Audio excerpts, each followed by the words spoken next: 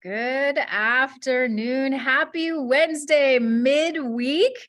How are we all feeling? It's the mid-afternoon here in Misquitchie, Muskegon, Edmonton, Treaty 6 territory. Sometimes when we hit that mid-afternoon, we hit that mental wall. We're ready for that cook 'em nap.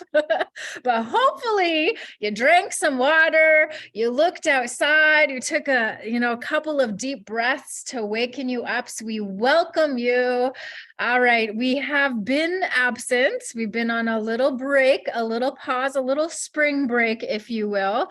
But we're back. So we're back on Wednesdays at 3 p.m. Mountain Standard Time, all the way till the December. So if you have opportunity, we invite you to join us. It's going to be good. So we got some good sessions coming up. So welcome. You've joined in Can Do Webinar Wednesdays. I always want to take a moment. My name is Michelle. For those who haven't met me, my name is Michelle. I am honored to be here. I'm a Cree woman. I'm living here in Edmonton, Alberta.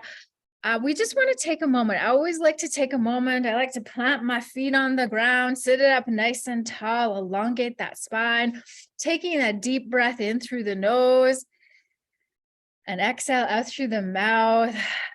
And just acknowledge the gift of this moment, the gift of this day. We never walk alone in Creator's world. So we acknowledge the goodness that's all around us. I got the sun shining today. The sky is blue. I see more of our, four-legged relatives outside. We got the plants, we got the sacred waters. So we're never alone. Creator has given us gifts all around us. So we just take a moment to acknowledge and extend that beautiful gratitude for the gifts the Creator has given to us. So it's an honor to have Angela back. She is back. She is our guest speaker today. She's going to talk about food sovereignty, a very, very important conversation, building sustainable food security in Indigenous communities. So it's my honor. She's been with us. She's been a friend, a family of Can Do for many years now. And so it's an honor to introduce her. It's an honor to, acknowledge the gift, the knowledge that she brings to the table. So a little bit about our guest speaker. She's a proud member of the Tahltan Nation. She is the CEO of Indigenous Community Development and Prosperity. I love those words together. Principal of Emerge Engagement Corp, is a professional public speaker. She's held several executive level positions in both for-profits and not-for-profit Indigenous organizations.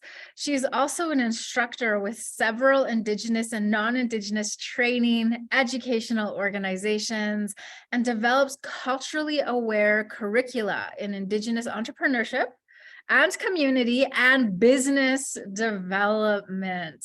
So I feel like we're in good hands this afternoon. She's again bringing to the table a conversation that is so important, food sovereignty. So Angela, we're honored that you're here. Guests who have joined us, friends, family, be sure also to put your where you're joining from in that chat box. We are honored that you are all here. We come with an open mind, open heart. There will be opportunity for any questions that you might have, comments at the end of the segment today. So be sure to bring those good questions. And Angela, we're honored to have you here. The floor is yours. Thank you, Michelle. Always an honor to be here with you guys.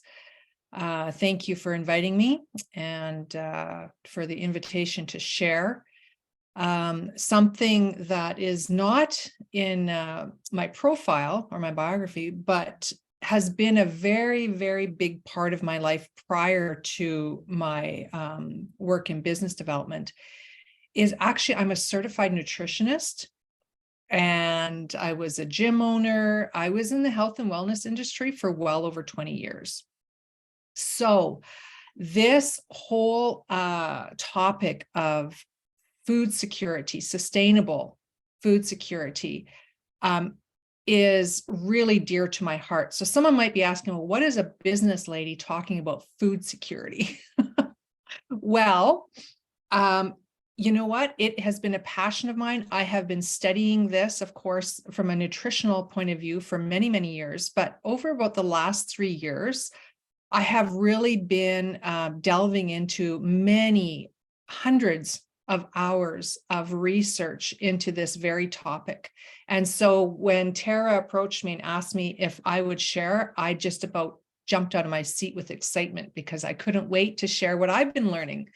So thank you for that. And let's jump into this. So this is, again, going to be on food sovereignty, but we're going to be talking about beyond, like, what does that really mean? How do we build sustainable food security in our communities? What might that look like? Sorry, I'm just figuring this out. Okay. So basically, there are 2 options for food security. We can either grow food.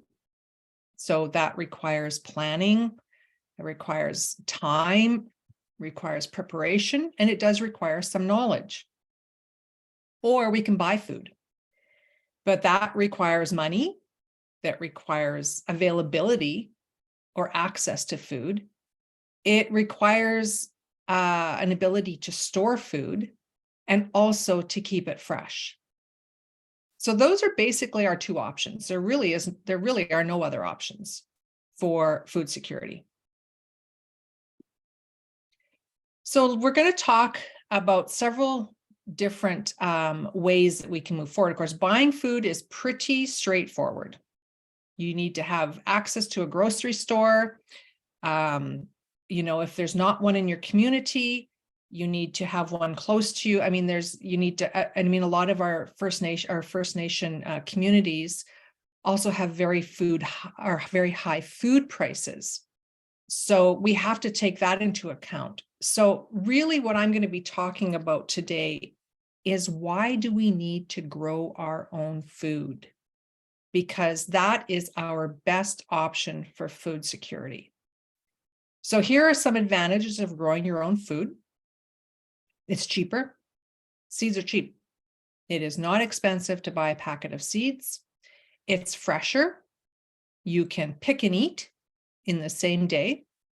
It is far more nutritious because you don't have to spray it. You can learn how to do companion planting, which basically means planting 2 different types of plants next to each other, whereas one would be offensive to the pests of the other. So it's called companion planting. There's less waste, of course, because a lot of times when you buy bags of produce or whatever, it comes in plastic bags and all this kind of stuff. So you have less waste, no tin cans, much less tin cans, paper, plastic, and there's no pesticides, of course, right? Because you get to decide what goes on your plants. And there are so many natural ways of growing food that there is absolutely no need for it. Some more reasons why we want to grow our own food. Well, environmental health and restoration. So land that is left idle or is not doing anything dies, but all is not lost, right? Because the earth was created to provide us with food, right? That is the reason, Mother Earth is here, because she gives us the things that we need. A piece of land can be redeemed and can be made useful for growing food. And you'll see some pictures of this later on. I'll show you some pictures of literal desert that is turned into food forests. It is affordable and nutrient dense, as we talked about. So land preparation and seed purchases are much less expensive than buying already grown food. And food that is picked and eaten right away is considerably healthier. And also stewardship and sustainability. So the land, again, is created to be used and loves to serve us by providing nourishment, but it needs help. And that's our job, to be good stewards of the land. And also by growing our own food, biodiversity is brought back. Have you ever seen a bare piece of land? Do you see birds flying over it in abundance? Do you see little critters running around there? No, you don't see anything because there is nothing there for them to hide in, to eat, to burrow in. So by having plants, we are bringing back also biodiversity. So let's look at a few success stories of other First Nations that have actually started to take on these projects and what they've done. And this is working in partnership with Mother Nature. So we look at this Salto. I don't know if I'm pronouncing that correctly, but this is the First Nation. It's 175 kilometers northwest of Saskatoon. They turned plain yards into colorful vegetables and flowers. Chief Kenny Moccasin said the decision to purchase a tiller in about 2015 because he wanted to have his people grow their own food. And this was in response to some of their own food insecurities. More and more people phoned wanting to start their own gardens. And the band started an annual contest to celebrate the best gardens and prize-winning vegetables. And I love this quote that he said, "The other day I was driving down the road and I'd seen a 10-year-old watering his garden." Everybody in the community is getting involved. So these guys have had great success, and 175 kilometers northwest of Saskatoon is a little chilly in the winter, but they were still able to grow a considerable amount of food for their community. And as you know, many root vegetables and squash and things like that can be kept throughout the whole winter. Here's another example. The Muscodee, Mistawasis, and the Muskeg Lake. They were 3 Saskatchewan First Nations that joined together to embrace gardening. So they actually teamed up with Lambert College from Sarnia, Ontario. And that college provided them with 4 greenhouses and support to start a pilot project to embrace gardening and food security. And what's really interesting is I actually have been in conversations with University of Guelph in Ontario to do a very similar thing. So I am going to be meeting with them on Monday to talk to them about doing a possible project in a First Nation. Angela, Yes. I'm sorry. Your slides are not going. We're still on the first page. Oh, because I can see it on mine. It's frozen on our side, I think. Okay. Still? Nothing. I can see. Yeah, no. Oh, because it was working when we tested it. Oh, that's weird. Yeah. Okay, so what I'm going to do is I'm going to escape this and I'm going to just share. And maybe you can tell me if you can you see that? Yeah. Okay, so I might have to do this one at a time then. I'm so sorry. Do you want me to try one more time? If you would like to, yeah, sure. Okay, I apologize. Yeah, no, it was working. I'm sorry. Let me try this again.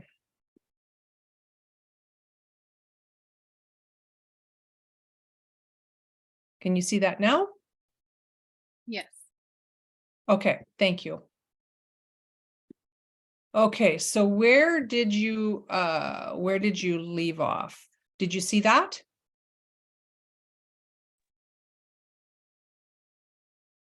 Okay. It's not changing now. It's not changing again?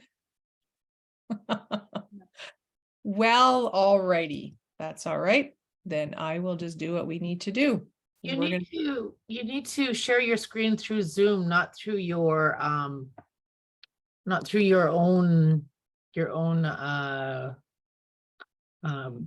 program here. So if you go into your Zoom and you click on the share my screen at the bottom, so you see on the green there. Yeah, that's what I did. Because I seen you push present up on your program there. Oh yeah, that's in Canva, but I am sharing, otherwise you wouldn't be able to see. Can you see this? There are two options for food security, yes. Okay, yeah, so it's just, this is just the Canva thing. So it was working prior when we tested it, it's just not working now, so. I But think you're it, probably gonna just have to do it manually one by one as you're talking. yeah. Yeah, okay, well, as long as you can see that, Yeah, let we me hide this, let me hide this part. There, is that better? Yeah, that will work. Okay, sorry about that. Okay, so let me just, I'm gonna have to go across one at a time then. So, again, I won't go through all this because of time now, but you will receive the PowerPoint, so thank you. I apologize about that. We talked about the advantages, we talked about why to grow food, some success stories. So we talked about the community that is in Saskatchewan. We talked about this community. This is where we ended off.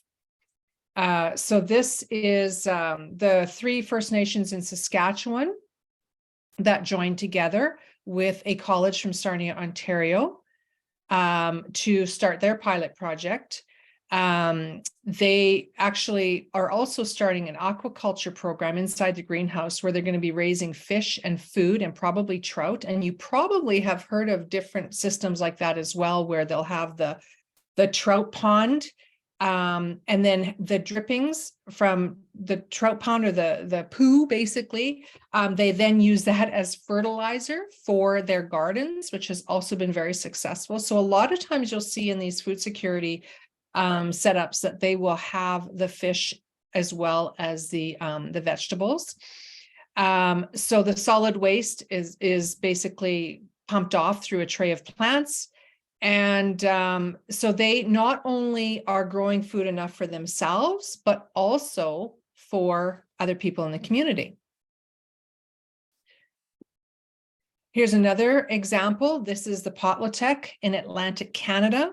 So they actually hope to install 32 greenhouses in all of the nations, across their nations. They are one of the first Indigenous communities in Atlantic Canada to install a greenhouse, geothermal climate battery, and sustainable in-ground heating system to address food security year-round, because of course it also gets very cold there. And they've received some funding from the United Way. So there's actually, if you do your research, there's lots of organizations that love to support this type of work. And we'll learn about a few others as well. So we've got universities so far, we've got the United Way. So not only do they have access to fresh, healthy food, but they also are creating lots of jobs, of course. And so several of them are year-round and some of them are just seasonal. Here's another example. This is an example of a community in New Brunswick. So this is another organization that has partnered with them, and it's called Canadian Feed the Children. Excellent organization. I don't know if you've ever researched them, but they do some really incredible work. And actually, this is one of many communities that they have partnered with. So they partnered with a school to expand their garden.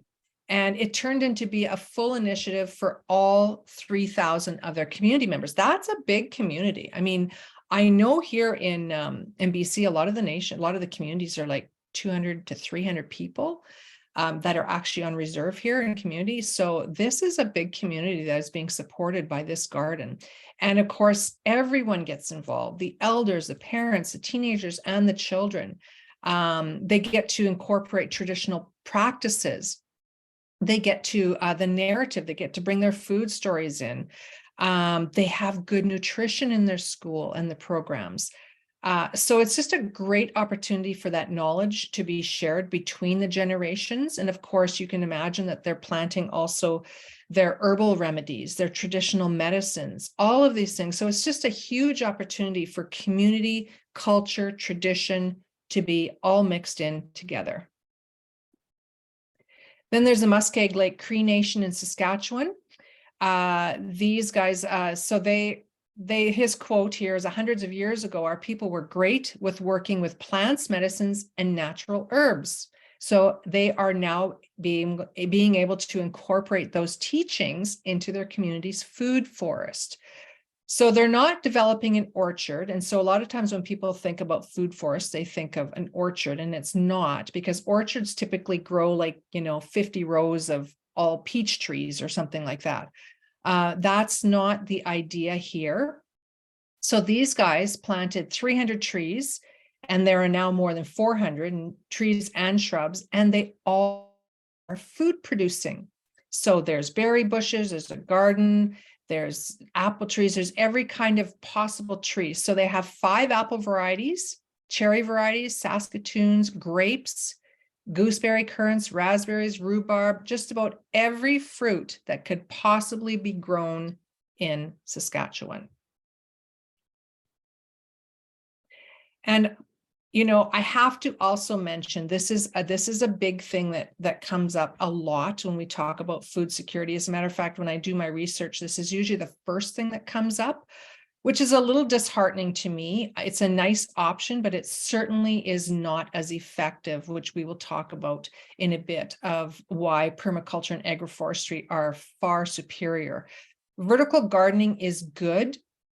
But it is not the best option. And here you can see this is on a fence. So really, vertical gardening can be done anywhere. Prior to our traveling, we actually had a vertical garden in our dining room. So it's called the Garden Tower, and I got it from Saskatchewan, and I could grow 50 plants in it. I mean, it was big, but it was awesome. So vertical gardening is great for any space, because you can do it anywhere. It's good enough for small families. So if you just have a small family, you probably could get away with just doing vertical gardening. It can be grown just about anywhere. So it can be inside, it can be outside, it can be on a balcony. It's inexpensive. I mean, look what he's using, or she is using, for their bags, their sacks to grow their food in. You can use materials at hand. You don't have to be fancy and expensive. It's actually easier to manage pests sometimes. Like, for example, if you get something in your soil, well, then you can just dump that bag of soil and grab another bag of soil or something. So it's also, you can recycle your water. So you can imagine that as you water the top row, the water drips down into the second row, which drops down into the third row. So it's actually quite efficient for water management. And it also tends to be a little bit more fast growing sometimes, right? Because you can control the climate often. So that is one example. And of course, then you can get into also the great big vertical gardening centers that they are now promoting everywhere. Here's a couple examples of just some ideas. So you see that pretty little thing, that's an herb garden. She's got that hanging on her wall. That actually looks to me like one of those shoe things, those shoe things that you can buy and you can put your shoes in side by side. I bet you could do that with that, right? You just, instead of getting a plastic one, which actually you probably could get a plastic one, you just put a little bit of holes on the bottom. It'd be kind of cool to have a plastic one. Actually, when I think about it, you put the dirt in, you could see the roots and everything growing. But yeah, so this is her little herb garden. You can do pocket gardens. Right? So there's another example. You could do hanging baskets. You can use old pallets. You can use gutters. You can use just about anything, and Google it. You do a little bit of research on, really, I've seen people use tires. You guys have probably seen those potato bags. I mean, there's so many different things that you can do that is not expensive. So, do you know that the origins of regenerative agricultural work actually originate with the Indigenous people, right? So, for example, intercropping, oops, I forgot the I. Intercropping in polycultures actually was started by the Indigenous people. So if you can think of like the Three Sisters, for example, like the Three Sisters, a lot of the First Nations would grow corn, beans, and squash together because based on the synergy, based of the physical aspects of each of the plant, they complement each other and it improves each other's health and growth. For example, like I talked to you about companion gardening, where one plant will actually push away or be offensive to the pests of another plant that it's protecting. So corn is tall. The beans can crawl up the stalk of the corn, which they need a trellis, and squash lays on the ground and is the ground cover. So that's one example. And intercropping and polycultures have been used for decades. And the other advantage of that is whenever you only plant one thing in the soil year after year after year, it gets completely depleted of the nutrients.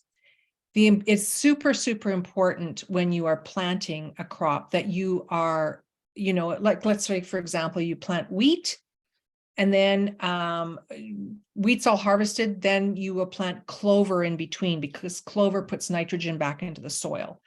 And so it's really important to never to keep the ground uncovered. I mean, you look in the forest, there is not one piece of uncovered ground. And that's the way Creator created it, right? We're not to have this uncovered ground that a lot of farms and whatnot have. That's not the way to bring out the full maximization of our soil. Water management. So the other example is the Three Sisters. They grow them on mounds of soil, which drains the soil of excess moisture. Canals and light dams are irrigation systems. They facilitate farming in a relatively arid climate by collecting and redirecting water. And we'll see some pictures and examples of this later. Agroforestry. Oh, this is my favorite. And I get super, super excited when I talk about this because, again, if you look into what Creator gave us, He always gave us a mix of trees. There are trees, there are shrubs, and then there is something on the ground called ground cover. Now, when we are planning our food security, it's super important to make sure that trees are the core of our food, and we can call it a food forest. So your trees, you just be very strategic. You find out every fruit bearing tree that your particular climate can handle and plant it. And it doesn't matter. They don't have to be, apples don't all have to be in a row and the cherries all have to be in another row. They can be mixed in with each other, which is far better anyway. So when you think of how you're going to plan your food, think of a forest. There's no rhyme or reason. It just is, it's all mixed in together for a reason. So when you do that, of course, you've got your trees, your crops, your animals, if you have sheep or you have a horse or whatever, of course, that horse don't let them eat your plants, of course, you gotta make sure it's not an animal that's gonna eat your plants. But when they poop, they leave behind, some fertilizer. So there's all sorts of things. Like actually this one guy I heard, he was talking about his chickens. He said, yes, we eat our chickens. He says, but actually the reason I have chickens is for their poop because I use it in my garden as my fertilizer. And he said, it's the best thing ever. And you should have seen his garden. It was amazing. So agroforestry is a huge part. Permaculture basically is you're working with nature as opposed to against. So you're thinking more of a permanent cultural way. So a lot of perennials, for example, right? Things that will continue to grow back. So those are kind of married together. Here is one example. So this is Saudi Arabia. Now, if that doesn't inspire you, I don't know what does. I mean, you look at that. So this was a desert, as you can see. And they recognized, well, first of all, they thought, well, how did we even get here? Because it used to look like the right. And it turned to the left. And they brought it back to the right. So they realized that it was from overgrazing, right? So they let the animals eat absolutely everything. And then it was from one crop, just like we talked about, a monoculture. So one crop, which totally depletes the soil of everything that it needs. And then not managing the water and deforestation, of course, because when you cut down the trees attract water, right? So then there's less water. And so they did this by capturing and keeping water to start. And their top crop that we just talked about, their trees were fruit trees to help to create rain. It attracts the rain and keeps the soil cool and moist. And then their mid crop were their bushes and smaller food trees. And then the low crop was the vegetables. This can be done anywhere, folks, anywhere. Okay, where am I? Oh yeah, here we are. Okay, here's another one.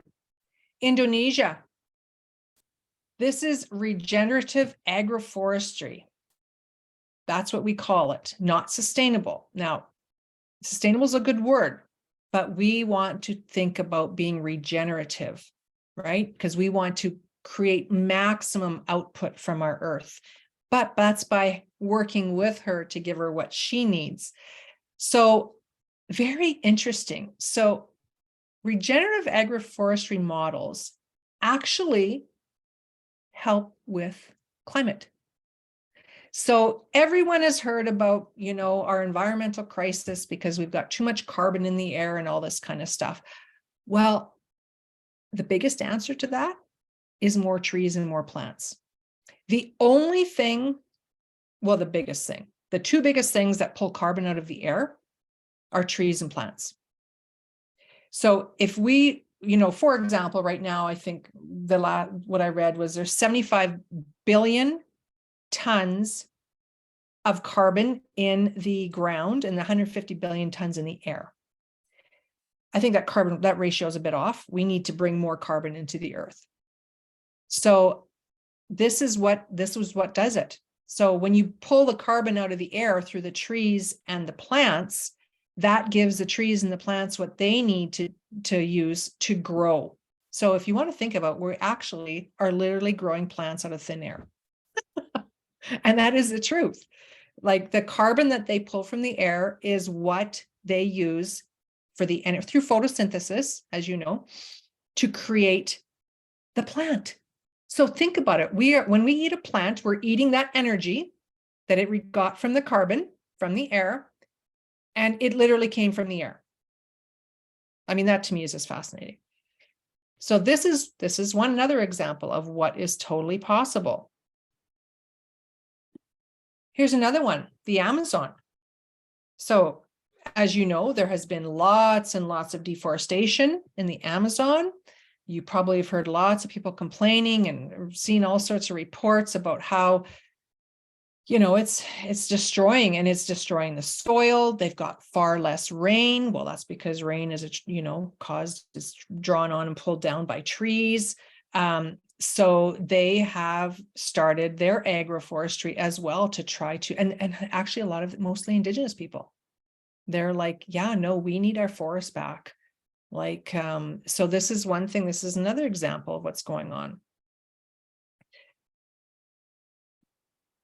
Here's another one. So this is super cool. So in China, you can see the before and after there. I mean, how many pieces of our land looks like that? A lot. Like way too much. But folks, you have everything you need for food security. If you have land, you can do that. You can have food and you can. So these are some of the benefits in China that they had from their permaculture. Their incomes doubled. I mean, that in itself. Talk about an economic development plan. Natural resources were protected. The sedimentation of waterways was dramatically reduced. In other words, water didn't just flow away.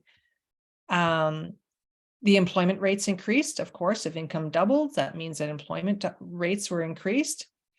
Their food supplies were secured because they controlled it. They didn't have to have it shipped in. I mean, there's still some things you have shipped in or whatever, but they had sustainable soil and water conservation. Ecological balance was restored. And they reduced flood risk. I don't know about you guys, but I'm here in BC, and let me tell you, floods, fires, and famines. Those are the three things that are caused by deforestation.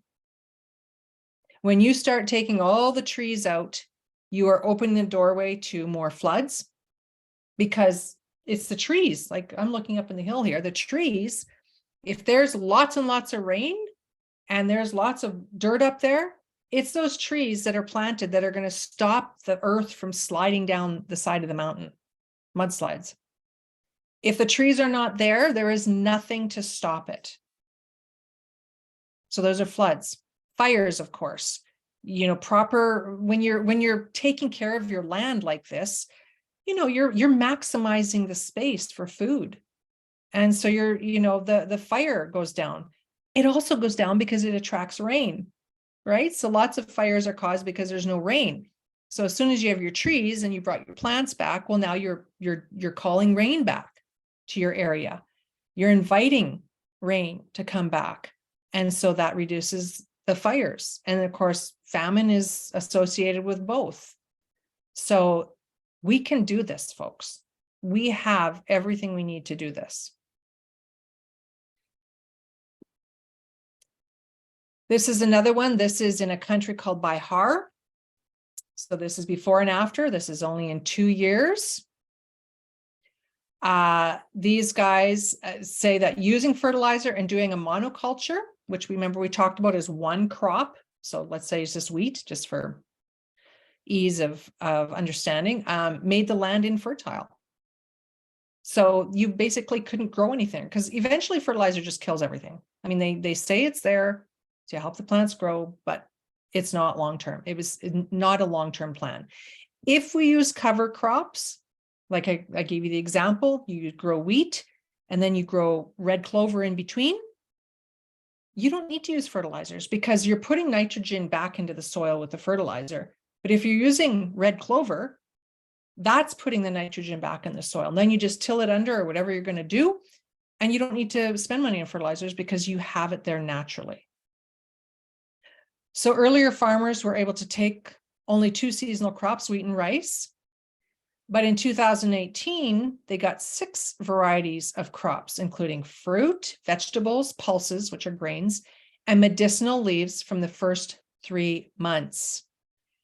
And in 2019, they were under the drought-prone zone, and no farms were able to cultivate anything, but their farm cultivated 10 varieties of crops and fruits because they had the systems in place. So that's interesting too. You know, with all of this talk of food insecurities coming up, which they're predicting, I mean, we've already experienced a little bit of that, you know, as when they cut down transportation systems. I mean, I was here in BC and when we had the mudslide, oh my gosh, the shelves were empty because the big trucks couldn't get through on the Coquihalla. They had to go all the way down to Princeton and back up. Well, one incident like that can be really, detrimental to our food supply, but not if we have our own.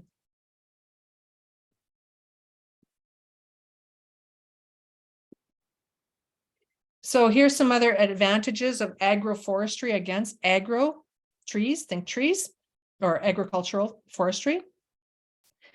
So you got reduction of pressure in the forest, conservation of biodiversity, reduction of soil erosion, proper recycling of nutrients. You get a microclimate. You can create your own microclimate. You have a dry, horrible piece of land, create your own microclimate. Grow some trees, invite the rain. You have increment in factors of income. In other words, your income goes up. You have less crop failures because, hey, let's say 1 year, your tomatoes don't grow all that great. It wasn't a great season. Maybe it was too dry. Well, there's other crops that don't need as much water. So that crop will probably flourish. So when you have a wide variety, then you have, it's not such a big deal when one is missing. You have many beneficial products that come from that. Like, for example, wood. So let's say you grow a bunch of trees and you got some deadfall. Well, now you've got the wood.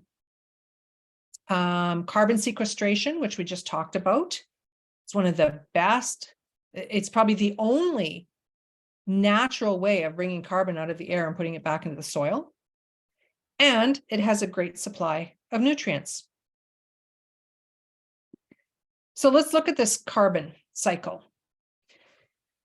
So, and we've all heard about this. I mean, this has been all over the news, environmental warming, et cetera, and they want to, you know, cut out oil, and they want to go to completely solar and completely wind. And I mean, there's so many varying opinions on this. So let's bring it back to science. Science tells us, and you probably saw this in your grade 8 science class, carbon cycle, every single thing is made of carbon, has carbon in it. You can never get rid of carbon, it just changes its form. So for example, like I just shared with you, the carbon in that's in the air, you can see the CO2 up there, through photosynthesis, goes into the tree and all of our plants. It is turned into energy to create that tree or plant. And then we eat it. So we get the benefit of that. So you can see there are lots of things that are putting carbon into the air. So, you know, they're saying that, oh, we shouldn't have cows anymore. Well, is that really the answer? Or should we just maybe plant some more trees and have gardens again? Yes, there are emissions, and I agree, many of them are not healthy. But I think we are chasing up the wrong tree, not to be punny, if we are looking at everything except for what Mother Nature has already given us to deal with the carbon issue, which is trees and plants. So carbon dioxide is drawn into the plant and turned into energy. And here's the thing, trees, an average tree brings about 120 to 150 pounds of carbon per tree back into the ground. Per tree. And another economic development idea, is there an opportunity to buy some carbon credits? Think about that. A lot of these big companies are selling carbon credits, right? Because they have to offset their carbon offsets. And so they're looking for ways to, maybe there's an opportunity here for Indigenous people.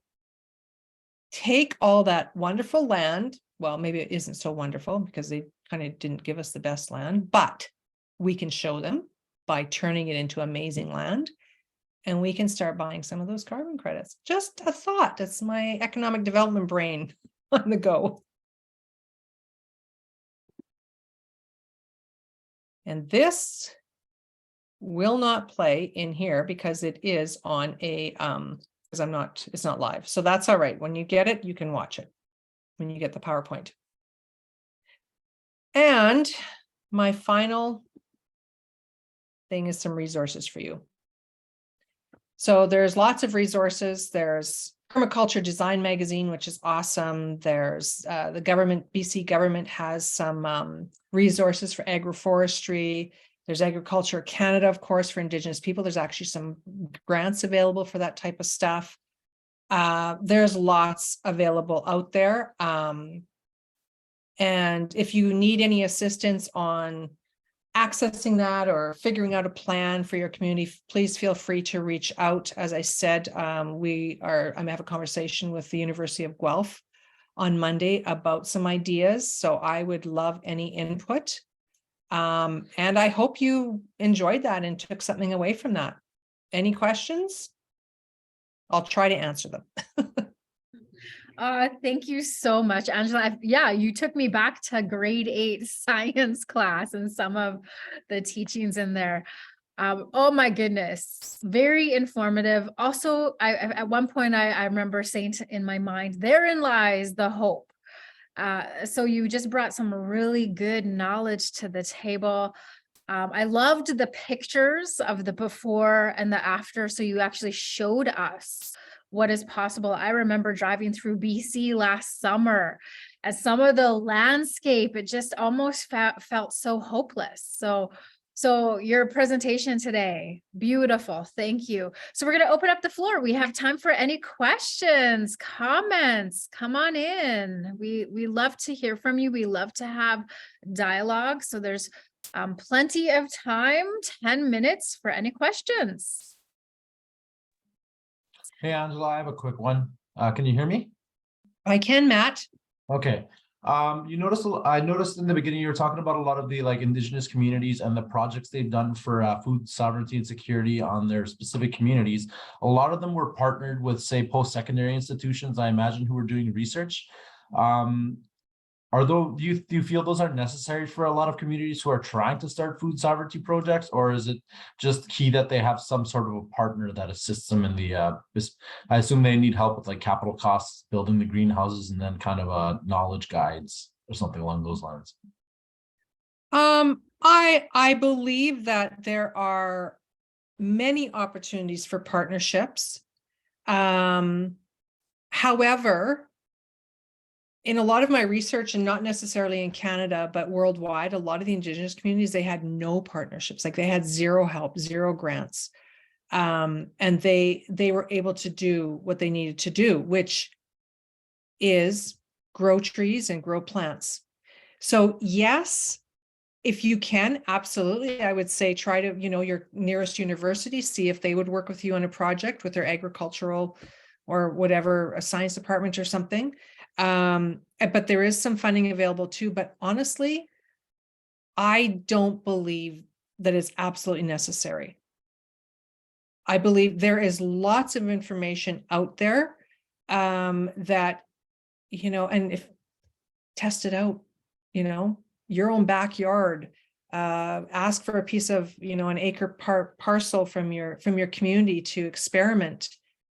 You have nothing to lose.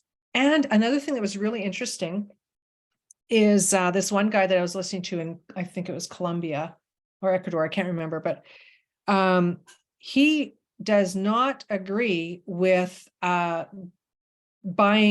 plants. I'm not plants, pardon me, trees that are already, like 2 feet tall or whatever.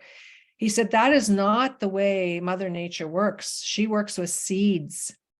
So any plant that grows from seed is far more likely to survive and thrive in the soil than a plant that's just dropped in. So that would be another thing. And of course, with trees, though, that will take a little longer to grow. But of course, we're always thinking 7 generations ahead, right?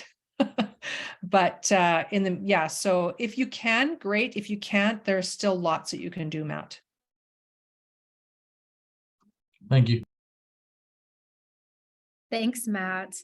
Lana, hand is up. Come on in. Hi there. I'm Lana. Great presentation, Angela. I really enjoyed it. I really like the wall thing hanging off the fence, and the shoe thing too. I plan my own little stuff out on my patio. I live in Richmond, BC, and I like to put flowers and stuff and little things to grow because I have a daughter. And it's always fun until the bunny comes and eats it all. So, but yes, I'm feeding somebody. Yeah, that's funny. But I just wanted to add on to Matt. Matt and I actually work together in regards to, so my community, I'm Nisga'a, and I'm Cree. So my community back home, they have a smokehouse project because we have a mighty river. So we have a smokehouse project where they actually hire a crew that goes in and they work on like fish and they work on tibbin. And then just a couple of years ago, so there used to be a guy who, this is for people up north or actually even down here. There was a guy who was up a business down here and he used to own Copper Moon. He was a technology guy. He sold his business. He went up north back to his community, bought some land, and now he teaches food sovereignty. He has all this land. It's called Tea Creek. Tea Creek. Tea Creek, absolutely. Look them up. They're so successful. Our communities actually send people there. They have taught them how to grow the vegetables, how to take care of them. They do cannabis. They actually give out free food, potatoes. Like he's doing amazing work there. So take a look at his list. His name is Jacob Beaton. Jacob, how do you spell his last name? Beaton, Beaton. Beat. I definitely will. Yeah, he's got a very successful, he's won a couple of awards, he's so new. He's very, very new. He actually I don't even think he's had that for 5 years, maybe 5 years, but it's, yeah, they get groups of people in there, they school them, they teach them, and then they send them off with award, their certificate. And then they go back home and they start doing their own thing. It's really successful and it's really worked. Because I go home every summer and I see these individuals who have gone and they're looking after like the plants and the little vegetable garden we have. And I really hope that my community makes actually like starts getting into like the greenhouses and stuff like that. But we have brutal winters just like back east too as well, right? So Yeah. But I hope that they do get into, because right now the food that they do is for elders. They do an elders distribution, they do the fish for them, they do the vegetables for them, which is great because they can't go and do their own once they get to up in age, right? But yeah, but I just wanted to share that little information about Jacobs. Tea Creek is Tea Creek. It's just called Tea Creek. It doesn't have anything after that. So, but I just wanted to share that. Fabulous. I love that. And oh my gosh, if we could have more of that. Imagine if there was one nation in every province that took the lead on this and invited other nations to come in and to learn. Or they do up north. It's awesome. I'm actually going to stop there. We go home. I'm actually going to stop there with my daughter so we can take a little tour. It's in Kitwanga, BC, and take a little tour of this place just to show her, to see if we can just have like a little walk around or just to look at it, because I'm really intrigued by it. And I'm really, really proud of the fact that there's so many people that are going through and learning the food sovereignty, to bring back to their community to start this going as well. Because it really does help. It really, really does. totally, absolutely. And yeah, I would love it. Thank you. One of the First Nations down here would actually, because in the summertime, starting like June, July, I'm a foodie. I pick berries, I pick strawberries, I pick raspberries. I go get corn, I freeze it all for the winter, right? And it does help. I wish there was for the farms that I go to down here, they're not individual, they're not First Nation owned.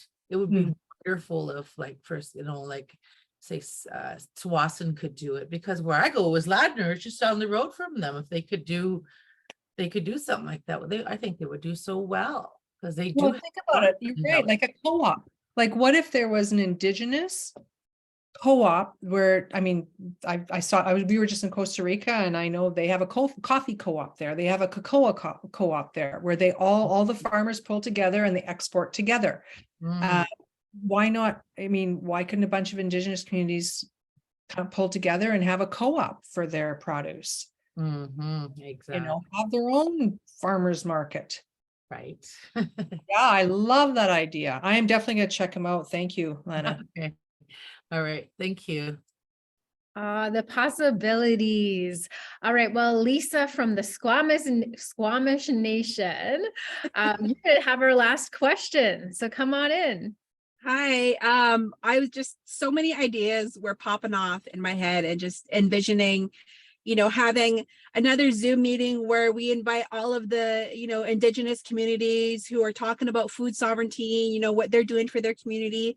Like I said, I come from the Squamish Nation, but I also work with New Relationship Trust. I'm happy that, Lana and Matt got to join today.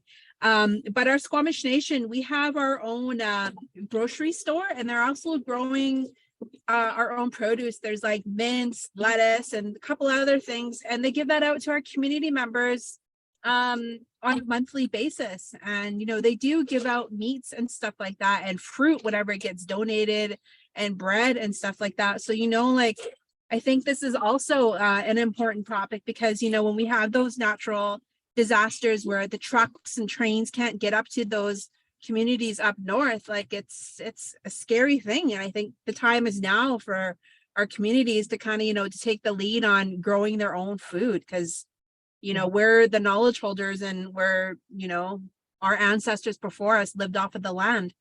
And you're also talking about co-ops, like you're just totally speaking our language. And if you could email me that information just for future, areas of programming that, me, myself, and Lana and Matt, we work for New Relationship Trust. So I think co-op is another way that BC First Nations can get involved with, just to educate themselves and arm themselves with that information. So again, just thank you for your presentation.